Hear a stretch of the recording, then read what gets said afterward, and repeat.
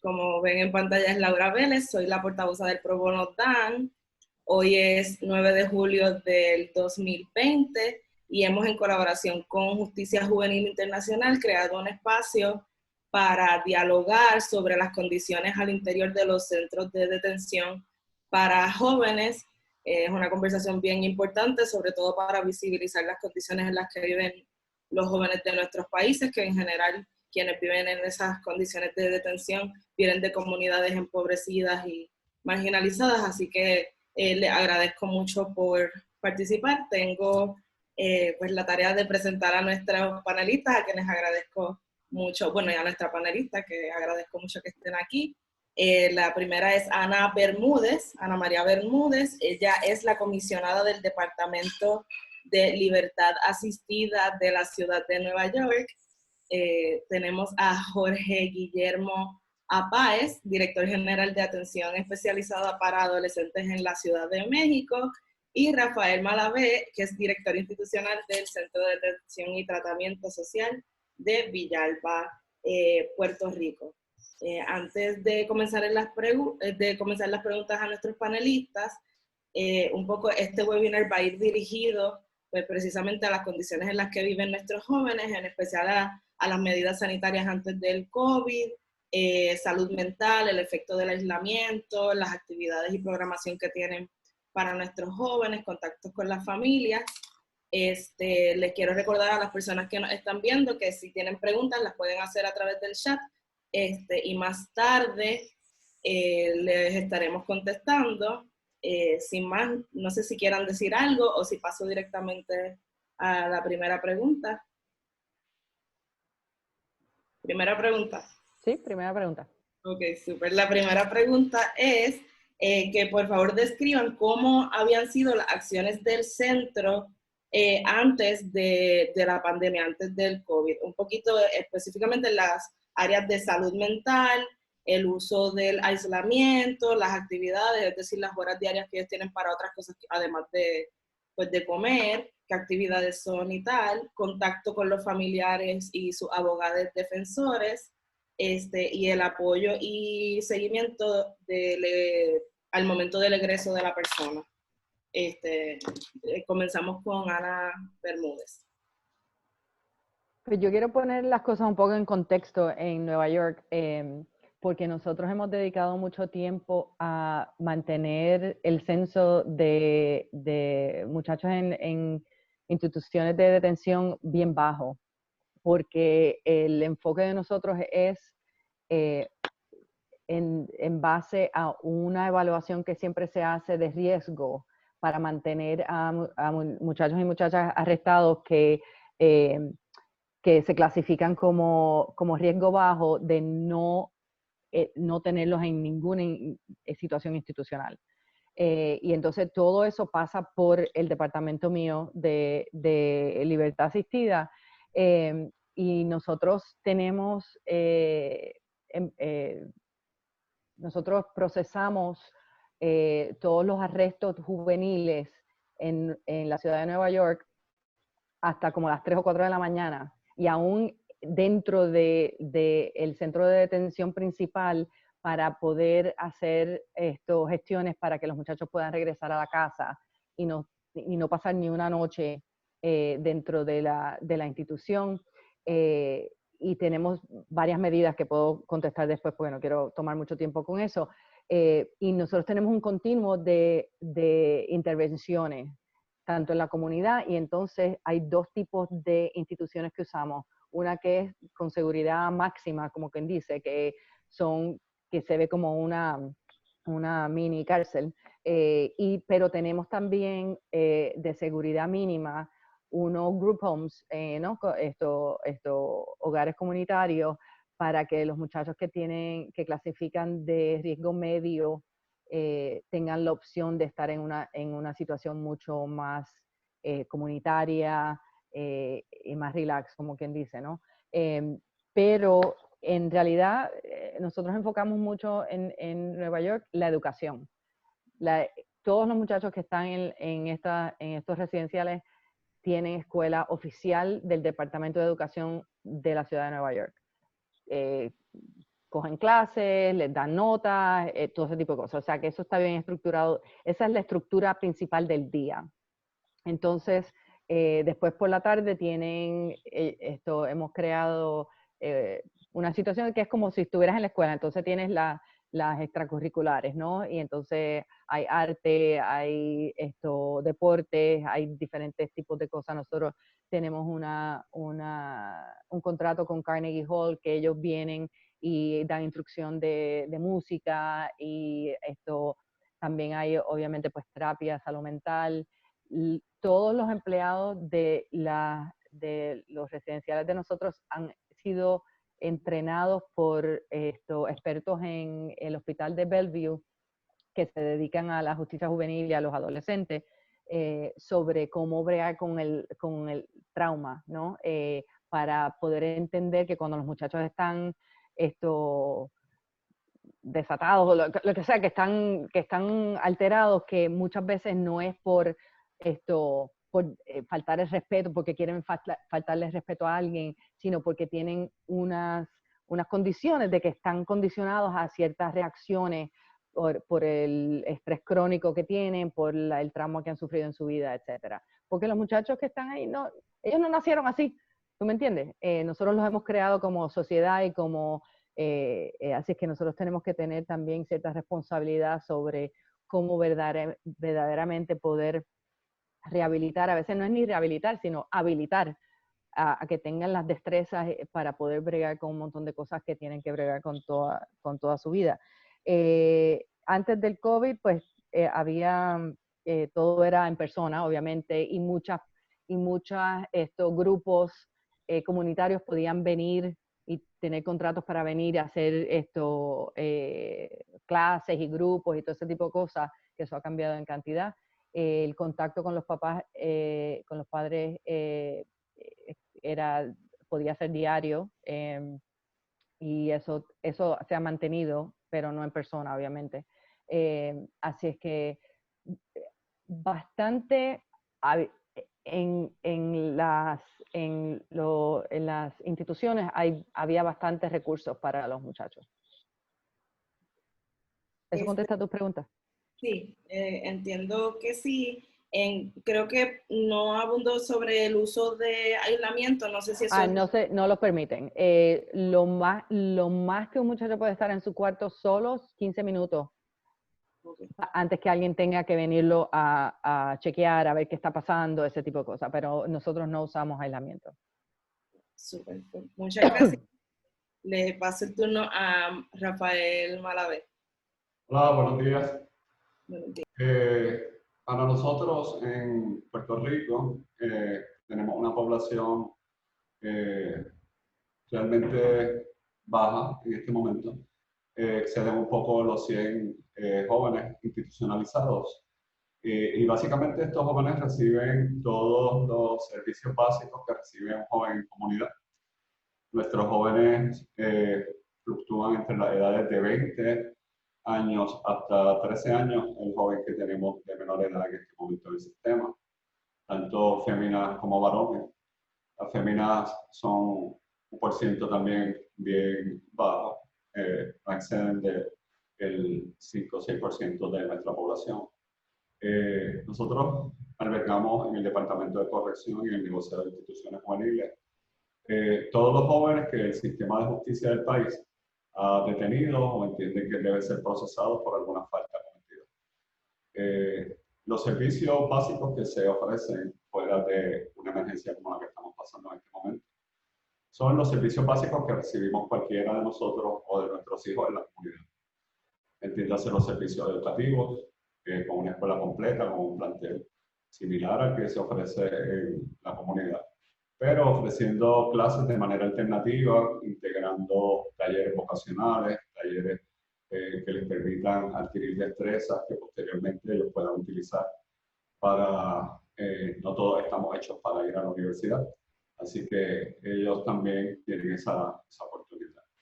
Hay un equipo de profesionales, tanto en la salud física como en la salud mental, que están de manera residente, prácticamente en la mayoría de ellos, donde se fortalecen cada una de las necesidades o limitaciones que el equipo de profesionales entendió que algo tuvo que ver para que ese joven fuera procesado legalmente, luego de cometer alguna falta y llegar a nuestro sistema.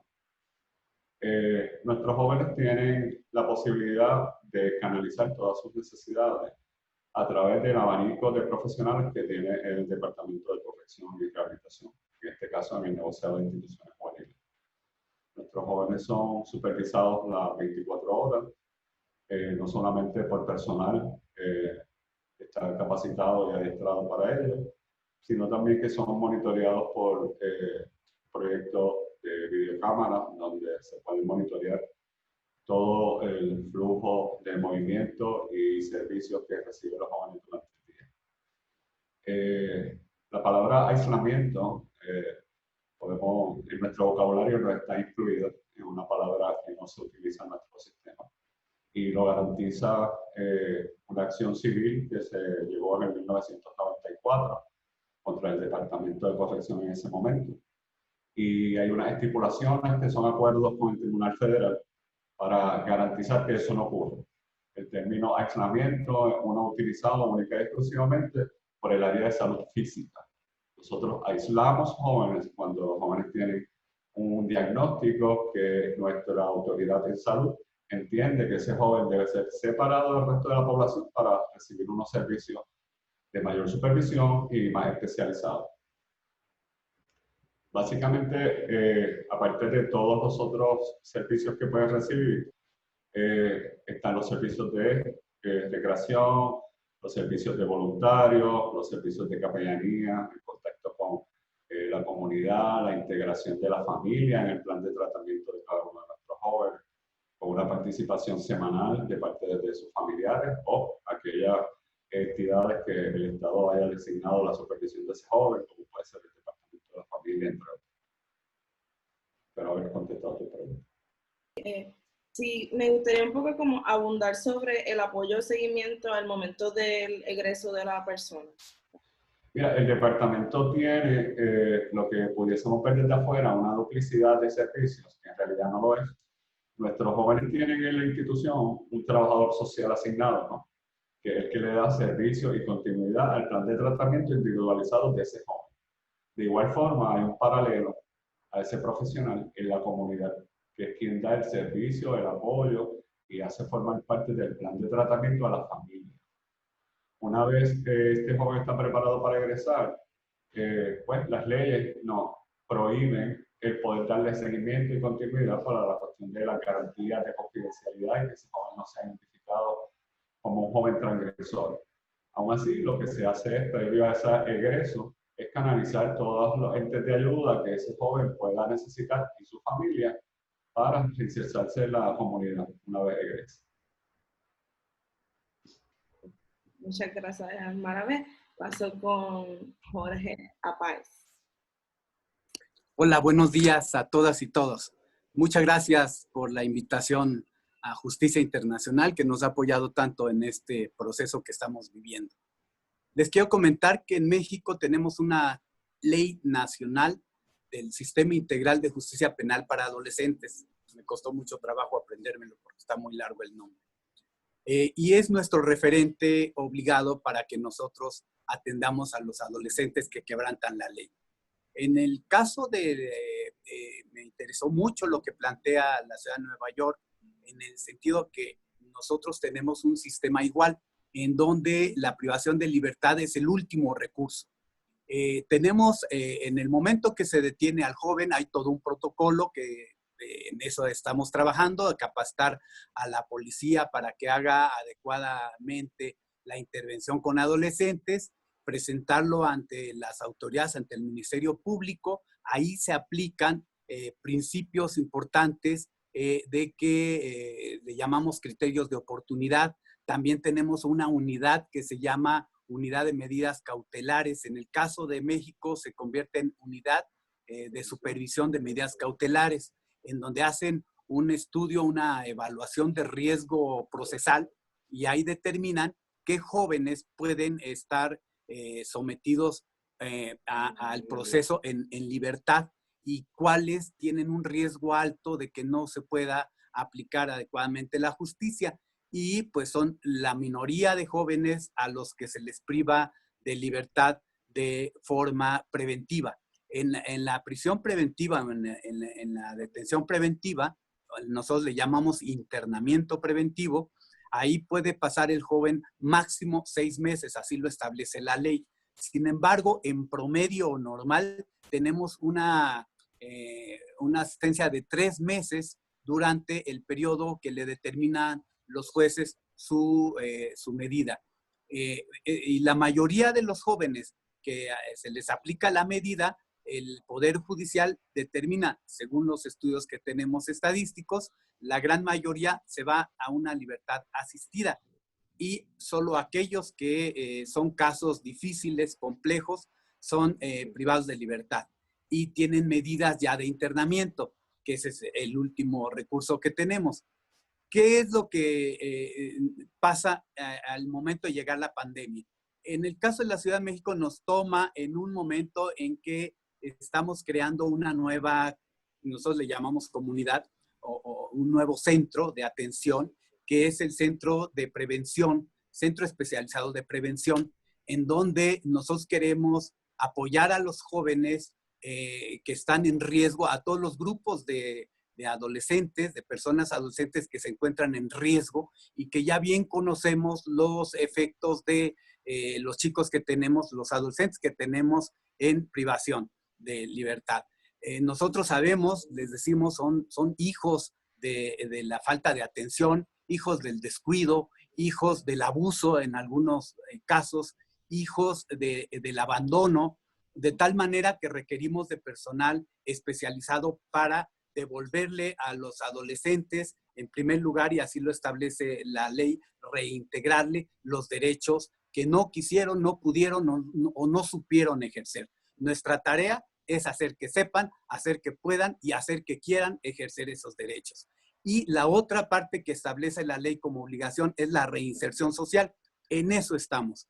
Para nosotros ahorita lo central es la reinserción social. En el tema de, les decía, nos agarra la pandemia y tuvimos que hacer una serie de ajustes. En cuestión de aislamiento, yo coincido plenamente con nuestro compañero de Puerto Rico en el sentido de que es una palabra que no aplicamos más que en el sentido de salud.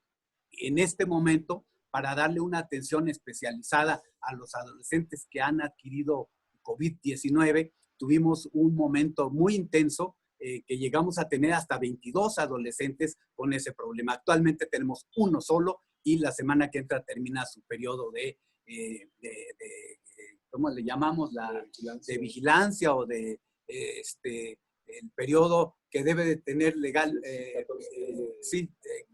llamamos cuarentena, aunque nada más es por 14 días, posiblemente se extienda a 20 días. Está a punto de que lleguemos a 0, ojalá nos mantengamos así, no depende de nosotros, depende de los que van llegando.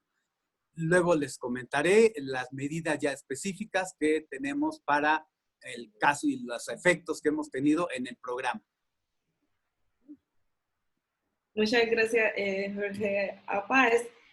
Un poco, me gustaría saber cómo se da la dinámica del contacto con los familiares en su caso.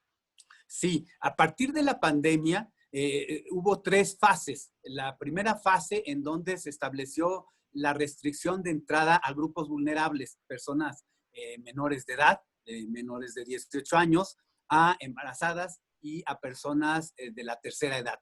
Esa fue la primera restricción. Posteriormente, en la segunda fase, se restringió a tan solo una persona para ingreso a visitar a los adolescentes. Ya en pleno periodo de infección generalizada, en el semáforo rojo, nosotros establecimos, bueno, fue la Secretaría de Salud, por un decreto, y en decreto nos regula, fue de que se canceló la visita de la familia. Eso duró 30 días. Actualmente ya se volvió a establecer en que tienen ya la visita por una persona. En el caso de privación preventiva, las entrevistas son a través de un plástico en donde de un lado y de otro lado se garantiza que no haya ese riesgo de infección. Así se ha venido dando. Tienen comunicación vía celulares. Aprovecho para otra vez dar las gracias a Justicia Internacional. Nos apoyaron con celulares que nos ha permitido que se hagan una llamada diaria, una videollamada diaria de los adolescentes que tienen COVID.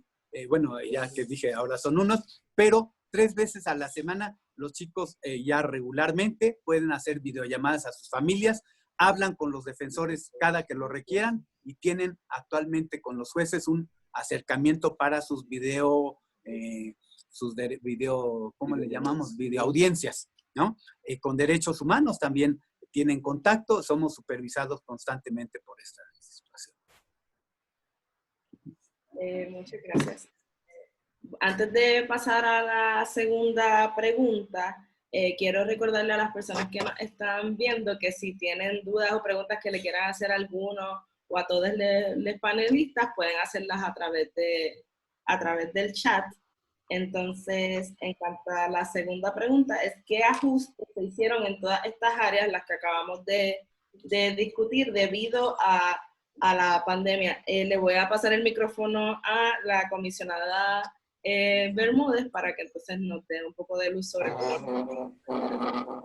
Pues, como explicó Jorge, y creo que Rafael también aludió a esto, todo se fue en cuestión virtual. Se suspendieron las visitas de las familias, todas las audiencias fueron también a través del video. O sea que hubo muchos retos porque la estructura física de las instituciones que nosotros tenemos con los centros, en estos centros, pues la cuestión de Wi-Fi no funcionaba muy bien al principio y uno tuvo que hacer ajustes y ver qué tipo de teléfonos y de servicios uno podía usar, ese tipo de cosas. Así que hubo un poco de tensión en ese momento porque las familias estaban bien frustradas con todo esto, que no podían comunicarse con sus hijos, no sabían cómo estaban. Igualmente los niños, los chicos no estaban pudiendo hablar con las familias. Ahora todo eso, gracias a Dios, pues se arregló. Y hay contacto casi diario de cualquier muchacho que lo necesite. Lo que hicimos también fue que enseguida nos reunimos, mi departamento, el departamento que administra los centros juveniles, la fiscalía, los defensores, para ver y examinamos cada uno de los muchachos y muchachas que estaban dentro de los centros, a ver quién podía salir, a quién podíamos liberar y en qué manera, en base al riesgo, en base al tipo de cargo que tenían en contra de ellos, etcétera. Y sacamos un montón de gente para que no estuvieran en detención. Pero todavía, desgraciadamente, teníamos algunos muchachos que estaban acusados de delitos bien serios y que tenían que gente, y los jueces también no pensaban que sería seguro tenerlos en la comunidad. Así que con esos muchachos, pues como había tan poco, pues hubo la posibilidad de aislarlos, como Rafael estaba diciendo, en términos por la salud, ¿no? Y entonces hubo movimiento de diferentes, nosotros tenemos dos edificios de seguridad máxima, así que movimos a un montón de los muchachos que estaban saludables, a todos los muchachos que estaban saludables a un residencial, y entonces dejamos el otro para poder tener a los muchachos que estaban o en cuarentena o enfermos, para poder así contener el virus. En términos de la escuela, pues la escuela todo también se fue virtual, y eso fue difícil y no ha sido tan ¿cómo se dice? Successful, exitoso como querríamos, pero sí ha habido oportunidad para estudiar. Los grupos que venían y la terapia también ha tenido que ser por video, que tampoco es ideal, ¿no? esencialmente hemos tratado de seguir lo que había estado pasando antes, ¿no? Pero con ciertos retos al respecto. Pero también pudimos dejar salir a un montón de muchachos para no tenerlos en ese incubándose, como quien dice, ¿no? El virus. Muchas gracias, comisionada Bermúdez. Paso entonces el micrófono a Rafael Malavé. Sí. Para nosotros representó un gran reto, ¿no? Como para todos los que estamos enfrentando este proceso. Pero ha sido de mucho aprendizaje. Básicamente, tuvimos que en la marcha ir estableciendo protocolos que salvaguardaran toda la salubridad que requiere a nivel institucional cualquier escenario donde pernocta, vive gente, con el agravante de que tenemos un personal que entra y sale de la institución.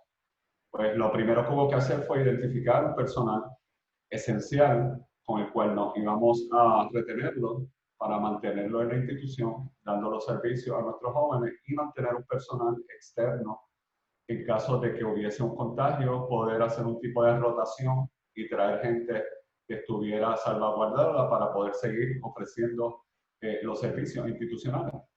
El proceso inicial fue uno de orientación a nuestra población.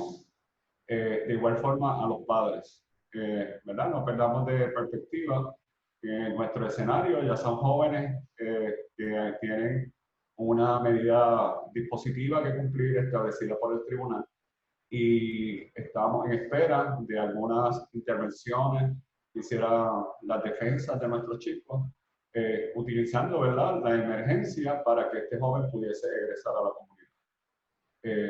Evaluamos más de 10 o 12 casos. No todos los jueces entendieron que los jóvenes estaban mejor en la comunidad que lo que podían estar con nosotros. Pues el equipo esencial se tornó uno muy importante en el proceso. Gracias a Dios la coordinación era muy adecuada. Teníamos de manera residente a una autoridad de salud, un médico generalista, que estaba diariamente con nosotros. Teníamos el equipo de salud mental, donde están los psicólogos, y tuvimos siempre un psiquiatra disponible a distancia, utilizando una de las plataformas que teníamos accesible. Pues el proceso, como muy bien dice la comisionada, se tornó un reto para todos, porque íbamos a empezar a utilizar las virtudes que nos da las plataformas virtuales. Comenzamos a trabajar con las videollamadas, comenzamos a trabajar con la telemedicina, comenzamos a trabajar con todo lo que fuera de manera virtual. Los servicios a nivel institucional se continuaron ofreciendo de manera regular, ¿no? Con excepción de la escuela, que hizo un alto. El resto de los servicios se siguieron ofreciendo. Le dimos mucho énfasis al contacto con familia, ¿no? Para que supieran que nosotros estábamos bien, pero nuestros familiares en comunidad también lo estaban. Inmediatamente el departamento tomó la prevención, que creo que fue uno de los éxitos, de identificar si teníamos algún joven que fuera alto riesgo por alguna condición o diagnóstico previo de salud. En nuestro escenario, gracias a Dios, no tuvimos jóvenes que estuviesen contagiados, y en el sistema en general solamente hubo 2 casos que fueron atendidos de manera inmediata, aislados y con un seguimiento del área de salud, y ya en este momento no tenemos ningún caso en el sistema. De la misma forma tuvimos que trabajar con las garantías que deben tener nuestro personal que estaba asistiendo diariamente al trabajo. Se le estableció una ronda de muestras del COVID-19 a toda nuestra población, incluyéndonos a todos nosotros los empleados. Eso fue una garantía y una tranquilidad no solamente para nuestros empleados, sino para nuestros jóvenes y la familia de cada uno de ellos. En el proceso hemos ido aprendiendo y creciendo mucho más. Se han tomado medidas profilácticas que van desde la higienización de todas las áreas de servicio, se contrató una agencia para que vinieran e hicieran un proceso de sanitación a toda la institución, donde quiera que habíamos personas. El uso de guantes, mascarillas, lavado de manos, la toma de temperatura por parte de nuestro personal. No pierdan de perspectiva de que nosotros tenemos empleados en varias áreas supervisando las 24 horas, los 7 días a la semana. Y parte de esos servicios son del área de salud. Y han sido nuestras héroes, ¿no? Las enfermeras, los doctores y salud mental, que ha seguido innovando para garantizar que el ocio no se apodere de nosotros, es nuestro peor enemigo, ¿no? Incrementamos las llamadas a familias a más de 2 veces en semana. El equipo fue bastante creativo con la creación de terapias, tratamientos. Recibimos el apoyo enorme del personal externo, de los voluntarios, donde de manera virtual, a través de videos grabados, con mensajes que se nos hacían llegar, mantenían viva la comunicación entre la comunidad y la institución. Y la importancia de esto, con excepción de los servicios educativos, que de momento hubo un alto, básicamente todo pudo fluir de manera adecuada. Inclusive, posteriormente, los servicios educativos, los jóvenes continuaron recibiendo sus servicios, fuera de manera virtual o de manera que se nos enviaran los trabajos por parte de los maestros. Y al final de mayo nosotros culminamos el periodo escolar como lo culminamos regularmente. Ninguno de nuestros jóvenes se vio afectado en eso. Al día de hoy, que el próximo día 13 cumplimos 4 meses de cuarentena, lo único que nos falta es, en esta tercera fase del protocolo, es poder integrar a la familia ya en la institución. Para eso estamos en espera de que la señora gobernadora amplíe los protocolos para que el señor secretario del Departamento de Corrección pueda tomar la determinación de establecer cómo se hace. Las defensas de los jóvenes han estado viniendo o han sido de manera virtual por todas las plataformas posibles. Hemos estado utilizando Skype, hemos estado utilizando el Zoom, hemos estado utilizando las videoconferencias de WhatsApp. Y si el tribunal lo determina, se estableció un área donde la defensa del joven puede venir y con una separación adecuada y con las medidas de higiene y salubridad lo han podido ver. Ya comenzamos las vistas con los tribunales de manera virtual, presenciales muy pocas hasta el momento. Pero entendemos que el reto que hemos tenido todos a nivel mundial ha sido uno de gran aprendizaje y muchas de estas situaciones que hemos tenido que adoptar, me imagino que terminarán siendo permanentes en nuestro sistema, muchas de ellas. Muchas gracias, Malabé. Ahora Jorge Apáez, la misma pregunta. ¿Qué ajustes se hicieron debido a la pandemia?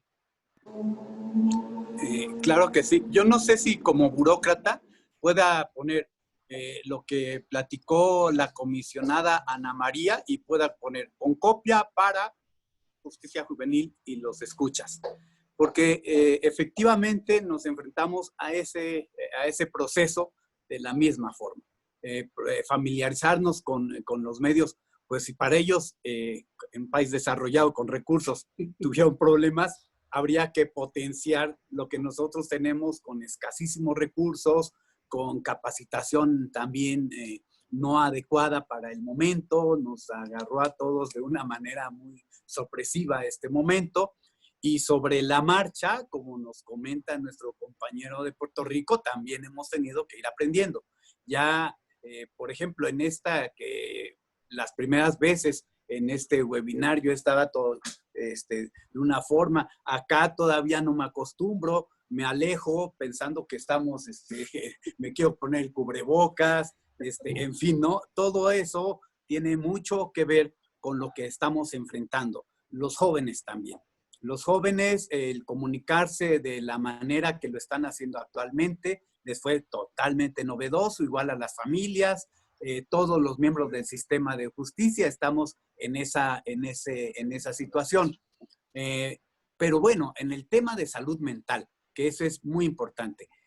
Un chico, quiero comentarles una anécdota. Yo le decía, oye, ¿cómo te sientes en este periodo, en este proceso que estamos atravesando? Y me decía, pues yo no veo gran problema. Voy a hacer una cartulina y les voy a poner a todos aquellos que se quejan del encierro y de los efectos que tiene el encierro y llevan apenas 3 meses. Yo les quiero decir que yo llevo 1 año y medio. Ay, entonces, bueno, pues es el encierro lo que caracteriza al sistema de justicia penal cuando se les aplica la medida.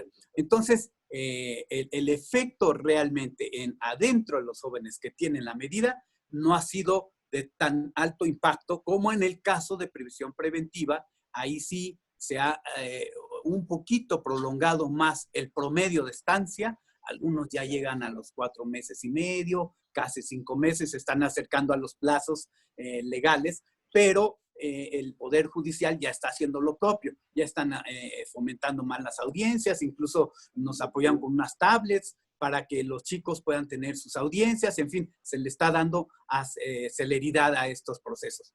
En el tema entonces de asistencia diaria de psicólogos y terapeutas, nosotros seguimos permaneciendo ahí porque hemos tenido 1 o 2 casos de angustia de parte del adolescente, una angustia explicable también. Aquí tenemos un fenómeno que le llamamos charrascas o el cutting, que le llaman, ¿no? Se hacen cortes en la piel por el manejo inadecuado de las emociones, de la tensión, etcétera. Y bueno, hay muchos, ese tema del cutting lo hemos estudiado mucho, hay como 5 o 6 motivos por el cual acuden a esa situación. Uno de ellos es la falta de manejo en la angustia. Tienen asistencia diaria de psiquiatra porque tenemos un sistema de salud que permite que en cada centro tengamos una unidad médica en donde está asistiendo diariamente el psiquiatra y tenemos también ahí en médicos psicólogos. Pero además en nuestro equipo técnico también contamos con psicólogos y terapeutas. Los terapeutas han acudido ya a la videollamada, ¿no? A través de Zoom, etcétera. Hemos sufrido desde luego un descalabro fuerte en las actividades. En el caso de entrenamiento preventivo, me dan la cifra, hemos disminuido un 30% las actividades, pero en ejecución de la medida hasta un 40%.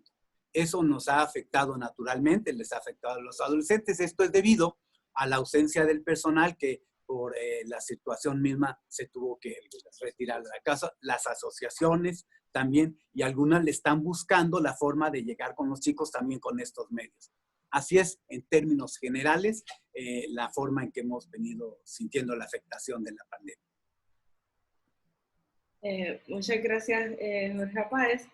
Ahora vamos a pasar a algunas de las preguntas que hemos recibido del público a través del chat. No hay ninguna que yo entienda esté dirigida específicamente a uno de los panelistas o la panelista, así que la hago en general y ustedes pueden ir contestando. La primera viene siendo, dice, ¿entienden que algunos de estos recursos y técnicas virtuales a distancia sean útiles como para recurrir a ellas post-COVID? Si quieres, sí, Jorge. Por supuesto. Aquí teníamos una estación de radio aquí en México que se llama 620 y decía 620, la música que llegó para quedarse. Yo creo que muchas de estas experiencias llegaron para quedarse y las vamos a mantener de aquí en adelante. Me encanta eso, la música para quedarse. Discúlpeme, ¿podría especificar cuáles usted entiende que han sido como esas estrategias que usted entiende deberían permanecer?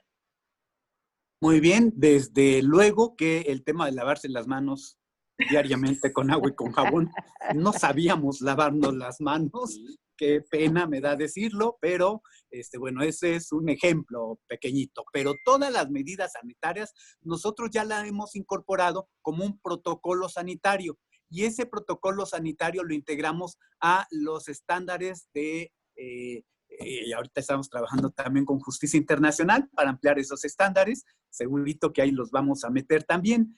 Nosotros tenemos algunas acreditaciones de la Asociación de Correccionales de América y ahí los estamos incluyendo también como propuesta. De manera que todo el procedimiento del filtro sanitario, que incluye lavada de manos, colocación de gel, termómetro, la temperatura, el oxímetro, eso se quedó y se va a quedar ya para mucho. Y también las medidas de las videollamadas como refuerzo, ya nos dimos cuenta que baja mucho la angustia del adolescente, vamos a fomentar más y se va a permanecer ese tipo de comunicaciones. Las clases en línea nos favorece muchísimo tener, porque nos multiplica la posibilidad de tener la atención con los adolescentes y desde luego, pues, todo lo que implica la disciplina que el personal debe de tener para cuidarse y cuidar a los demás. Si tenemos una consigna que decimos, si te cuidas tú, nos cuidas a todos, ¿no? Ese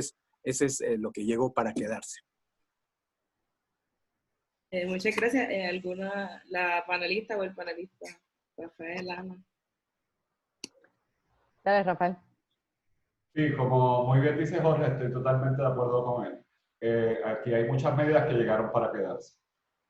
Sobre todo, sabemos que cuando psicológicamente atendemos una disciplina consistentemente por más de 45 días, logramos internalizarla y hacerla nuestra. El lavado de manos, el distanciamiento social, la protección, ya está internalizada en nuestros participantes, en nuestros empleados. Tan es así que no solamente somos los adultos los que estamos orientando a los jóvenes, sino los jóvenes orientándonos a nosotros también. Jefe, su mascarilla. Ah, sí, disculpa, pero la tenía aquí, me la acabo de poner. Así que es bien importante, no solamente datos tan sencillos como eso, que no solamente nos va a proteger a nivel institucional, sino a nivel social. Hay muchas otras cosas, como son todos estos tipos de plataformas virtuales que estamos todavía aprendiendo a utilizar. Realmente debieron haber aparecido mucho antes. Han sido más ágiles muchos de los procesos, han sido más costo efectivos muchos de ellos, y no es por la cuestión de economizar, es que si son costo efectivos podemos ampliar la gama de servicios. Las vistas en los tribunales, la interacción con familia. Nosotros tenemos como parte del plan de modificación de conducta el poder premiar la conducta positiva con contacto familiar semanalmente adicional al que ya los jóvenes tienen. En este momento el departamento está considerando hacer permanente el que se pueda tener contacto no solamente auditivo por una llamada, sino visual con mi familia, ¿verdad? Pero para eso tengo que tener un control del entorno familiar, no solamente del institucional. Así que en aquellas oficinas que les hablé que existían de forma paralela a nivel comunitario, donde la familia recibe el apoyo y el servicio de trabajadoras sociales, ahí se está implementando los servicios de videollamada para entonces desde ese escenario y el escenario institucional poder contactar a la familia, tener un control, que nuestros manejadores de casos y trabajadoras sociales puedan ver esa interacción familiar, esas miradas, ese tiempo que le dedican a ese chico, y va a ser efectivo no solamente para reforzar la familia, sino el tratamiento de nuestros jóvenes. Pero definitivamente, si buscamos el lado positivo de todo esto que nos está ocurriendo, hay muchas cosas por las cuales hemos estado atravesando que esperamos olvidarlas y no volver a pasar, pero hay muchas de ellas que nosotros tenemos que adoptarlas. Y ya lo estamos haciendo. Y son parte de nuestro diario vivir y no debemos permitir que esa rutina, que por esto, en el caso nuestro, casi 4 meses hemos estado manejando, lo dejemos atrás una vez podamos liberar esta pandemia. Sí, yo estoy de acuerdo 100% de lo que han dicho.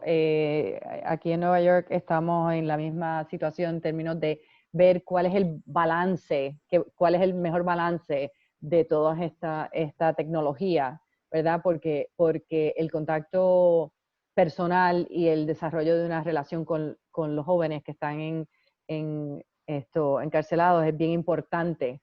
Y que lo vimos, de hecho, hubo desgraciadamente, tuvimos que que pasar por la muerte de uno de los empleados del personal que estaba en una de las instituciones, y los muchachos. Ese fue de las situaciones más difíciles de bregar en ese momento, porque tenían tanta angustia. Y sí sabíamos que esa persona era bien amada y bien, pero no al nivel que se expresó la angustia de esos muchachos, ¿no? Así es que pues eso también nos ha educado en términos de la importancia de esa parte de estar en constante desarrollo de una relación con los muchachos, ¿no? Pero sí, tú sabes, si uno puede ahorrarse ir a la corte, si hay una vista o una audiencia que es rápida o lo que sea, y ya uno tiene la posibilidad de hacerlo virtualmente, fantástico. Añadir opciones para estar en contacto con las familias, cuando las familias no pueden no pueden ir a visitar, por ejemplo, yo no sé, en Puerto Rico y en México, muchas de las familias en Nueva York, aunque estamos bien concentrados, muchas veces no pueden viajar a la hora que uno tiene las horas de visita. O sea que eso añade la posibilidad y eso baja la ansiedad de la gente cuando uno puede tener esa opción. Así es que sí, todo. Y nosotros, fíjate, en términos de la escuela, no tenemos muchas opciones en el área vocacional en estos momentos. O sea que me hiciste pensar de cómo quizás combinar las cosas ahí, o poder tener esa opción, añadir esa opción en términos aún de tecnología, porque tú sabes, los departamentos de tecnología ahora van a salir, tú sabes, se van a desarrollar mucho más en las diferentes compañías y en diferentes agencias y eso. Así es que tener un buen entrenamiento para los muchachos en esa área sería bien bueno. Así es que sí, igual que Jorge y Rafael han dicho. Creo que esta pregunta igual está un poco relacionada, supongo que es un tanto parte de la otra cara de la moneda de todas esas relaciones virtuales, la hace Luis Cucho. Pregunta sobre los programas de videollamadas u otros, cómo fueron creadas, si tienen lineamientos, permisos de las cortes, resoluciones, refiriéndose a la confidencialidad y la protección del adolescente, que sabemos que se ve alterada cuando todas estas videollamadas están siendo monitoreadas o grabadas, etc. Eso fue un reto, asegurarnos de que podíamos asegurar la confidencialidad de la interacción. Tuvimos una situación un poquito cómica en términos de que, pues, cuando empezamos las audiencias virtualmente, pues, hubo un lugar designado para que se hicieran esto, y entonces la computadora que proveyeron para hacer eso, la tratamos de usar para entonces que el muchacho pudiese comunicarse con su abogado. Entonces la corte dijo, no, no, esta es nuestra computadora solamente. Eso es solo para la audiencia. Van a necesitar otra computadora. Entonces después era, bueno, hay gente en la sala donde están los muchachos por seguridad, pero si es que están escuchando lo que está, entonces, ¿dónde pueden hacer esa conversación con los abogados para que tengan ese nivel de confidencia? Así es que tuvimos que, por 2 o 3 días, que estar todo el mundo buscando a ver cómo íbamos, y finalmente pudimos hacerlo a través de un teléfono que tenía me parece que WhatsApp es de las más seguras que hay. O sea que sí, todo eso, y entonces los abogados envueltos en toda la cuestión, cuál es la protección. Así es que pues, yo creo que eso duró como una semana, y entonces pudimos ya suavizar la cosa, y ahora corren bien, pero sí, esos fueron issues bien importantes en términos de poder hacerlo todo virtualmente.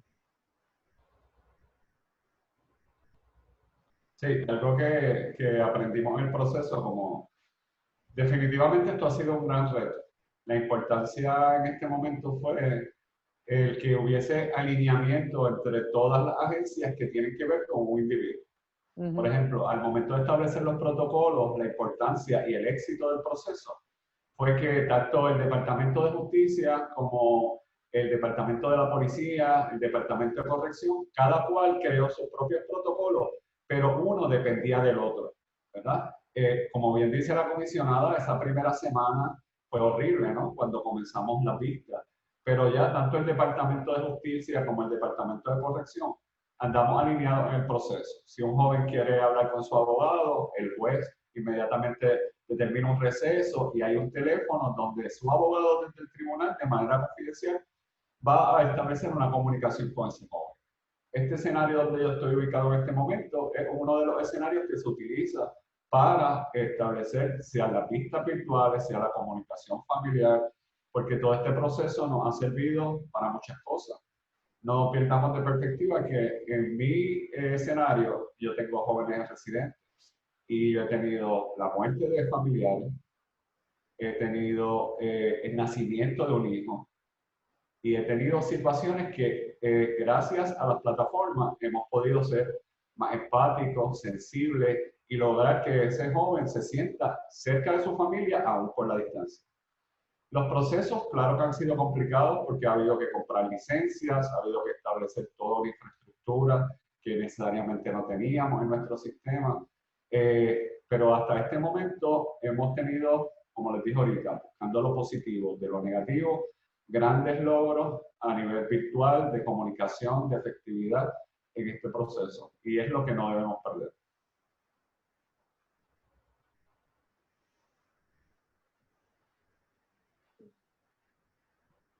Señora Páez, no sé si quiera añadir algo a la pregunta. Pues no quisiera repetir, pero me sumo a lo que platica Rafael y lo que nos platica la comisionada, exactamente lo mismo. Ese proceso de enseñanza-aprendizaje lo hemos vivido de diferentes formas, pero en esencia es lo mismo. Se ajustaron las normas a la necesidad, la urgencia, la emergencia que nosotros tenemos y pues salimos adelante y por eso decimos muchas cosas las vamos a mantener. Muchas gracias. Ahora ya no hay más preguntas, tengo entendido, del público.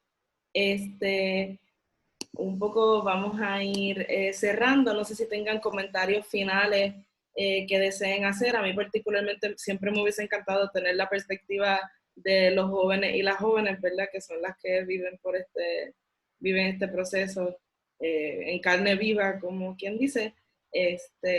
Pero sí me gustaría que hagan esos comentarios pues, finales teniendo eso en mente.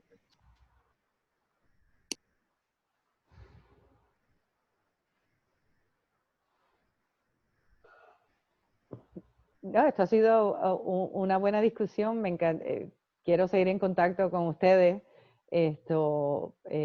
porque siempre uno aprende uno del otro, cosas que uno no había pensado, que uno pensaba que, sí, yo hago eso de lo más bien, pero, no me vea, esta otra posibilidad existe. Estoy bien interesada en los centros de apoyo para las familias en la comunidad que tienes, Rafael, así es que después conversamos.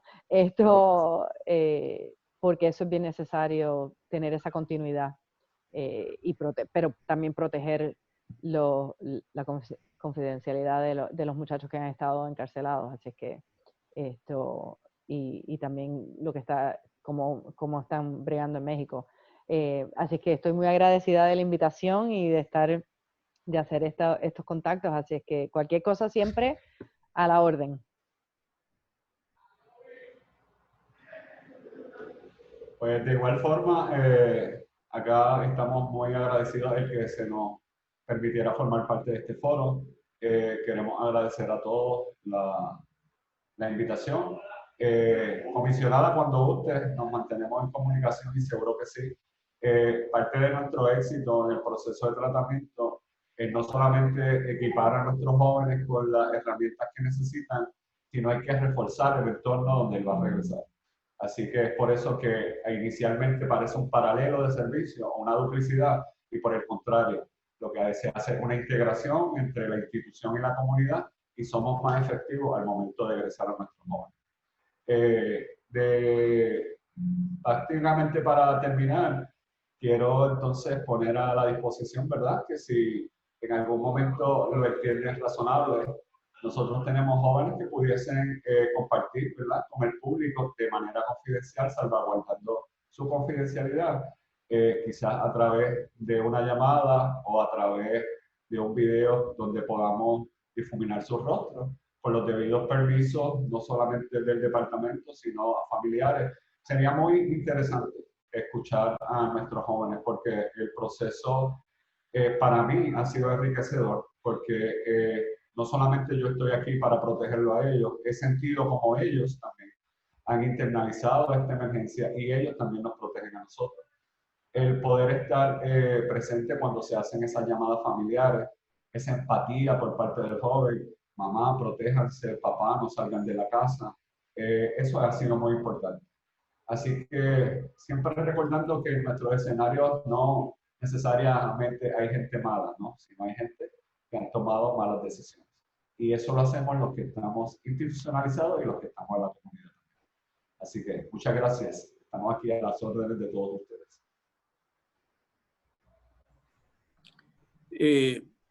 ¿Puedo hablar?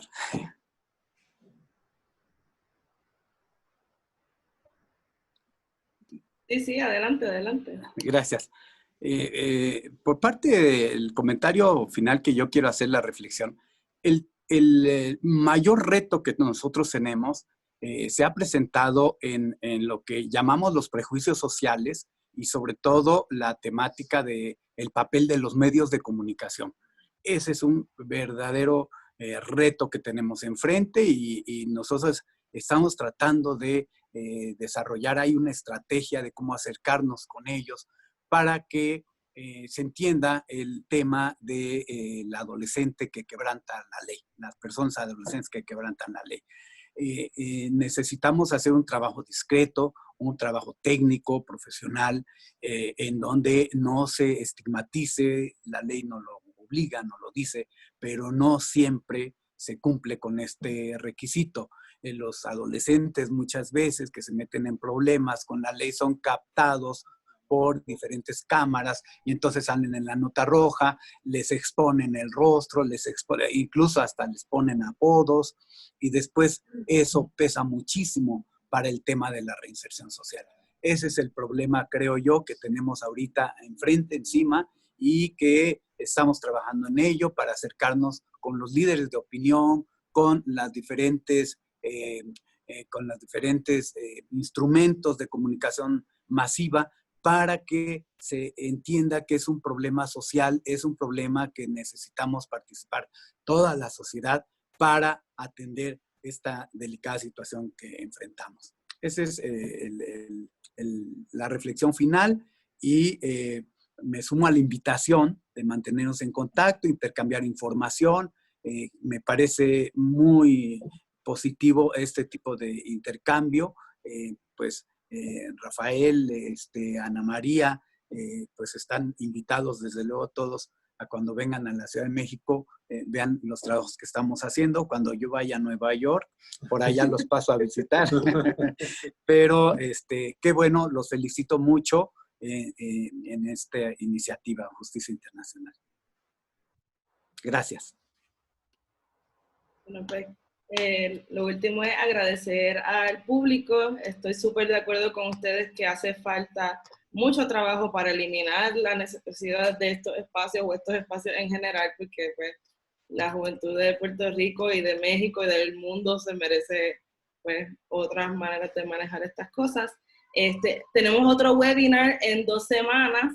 Ese es el de involucramiento familiar, no se lo pierdan. Agradezco al Dan por darme este espacio también para hablar. Le agradezco a nuestros panelistas y espero que sí, que sigamos en contacto, que se puedan seguir dando estas conversaciones que definitivamente son sumamente importantes y sumamente necesarias. Y pues nada, nos vemos pronto, espero. Gracias. Y gracias. Muchas gracias a todos. Me quedo. Chao. Muchas gracias.